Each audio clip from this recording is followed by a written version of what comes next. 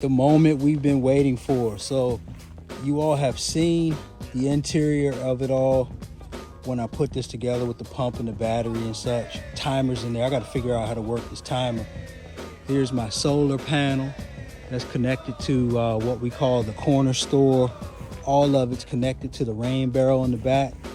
I'm gonna take you around and show you the different tubing that we put in there. There's little drip emitters that are going into the buckets. You follow it around, you see those black tubes. They're dripping water into the raised beds.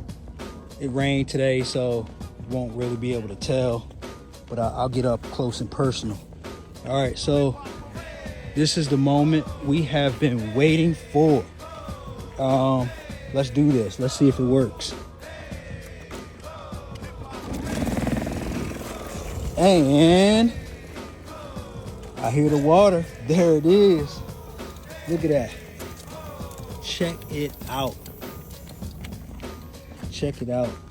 And just to prove that it's working, see that drip? Look, drip, drip, drip. All right, so I'm excited.